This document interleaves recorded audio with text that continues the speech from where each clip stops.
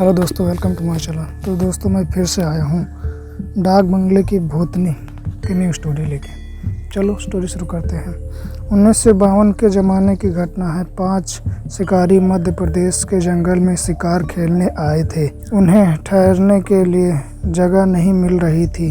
डाक बंगला खाली नहीं था। केयर टेकर ने बताया कि जंगल के अंदर एक पुराना डाक बंगला है जो खंडहर जैसा हो चुका है। पानी की अवस्था भी है। अगर चाहो तो उसे साफ सुथरा कर ठहर सकते हो। उनके पास कोई विकल्प नहीं था। अंधेरा हो रहा था, इसीलिए वो पुराने डाक बंगले में पहुंचे। एक कमरे को साफ सुथरा किया और जमीन पर ही बिस्तर बिछा लिया। अपनी बंदूक और राइफल दीवार में टिका दिन और ताश खेलने लगे। बैठ गए। देर रात को साथ लाए भोजन को ग्रहण कर सो गए। उनमें से एक जे.एन. सिंह को नींद नहीं आ रही थी।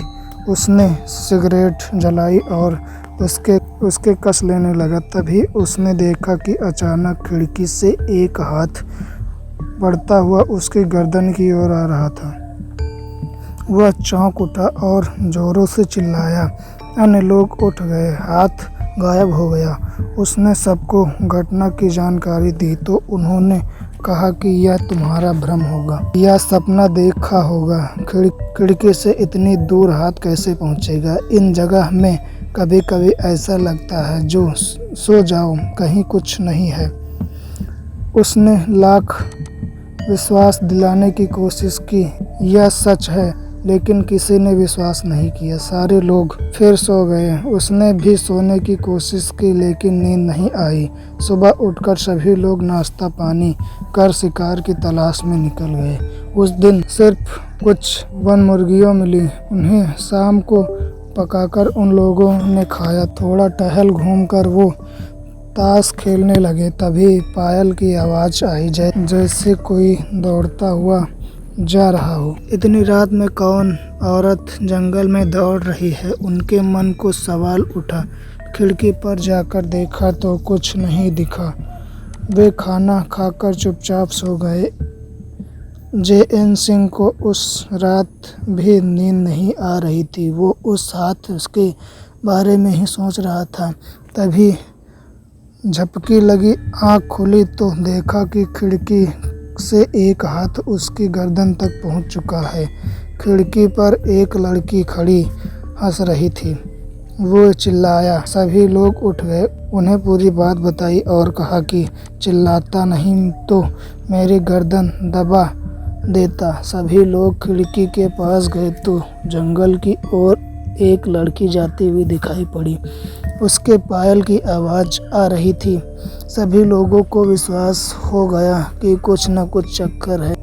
उसी की बात करते हुए वे सो गए। अगले दिन वे लोग नाश्ता पानी कर शिकार पर निकले। रास्ते में कुछ आदिवासी मिले। उन्होंने पूछा कि आप लोग किधर जा रहे हैं? उन्होंने बताया कि शेर का शिकार करने आए थे। वह मिल नहीं रहा है तो अब हिरन मारकर चले जाएंगे। आदिवासियों ने पूछा कि ठहरे कहाँ हो? उन्होंने बताया कि पुराने डाक बंगले में। आदिवासी ने चौंक कर पूछा कि कब से ठहरे हो? उन्होंने बताया कि 2 दिनों से। आदिवासी ने हैरानी से पूछा कि 2 दिनों से ठहरे हो और जीवित हो? वह भुतहा डाक बंगला है। वहाँ एक लड़की की भटकती आत्मा है जो हर ठहरने वाले को मार डालती है। किसकी आत्मा है? वहाँ एक केयर टेकर की बेटी थी। एक बार केयर टेकर बीमार था और कुछ शिकारी ठहरे हुए थे। चौकीदार के बीमार होने के कारण उसकी बेटी ही उन्हें खाना पीना देने जाती थी। उन्हें उसके साथ जबरदस्ती की और मार डाला। तभी से डाक बंगला वीरान हो गया। कोई भूले भटके से ठहरा तो लड़की की आत्मा उसे मार डालती है।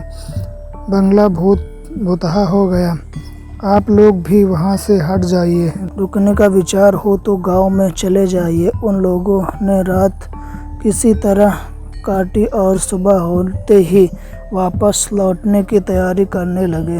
रात को वह लड़की खिड़की के पास आई और बोली कि देवी देवताओं की कृपा ने तुम्हें बचा लिया, फिर कभी इधर मत आना। तो दोस्तों ये स्टोरी यहीं पर ख़त्म करते हैं। और जिन लोगों ने मेरे चैनल को अभी तक सब्सक्राइब नहीं किया तो जल्दी से करें।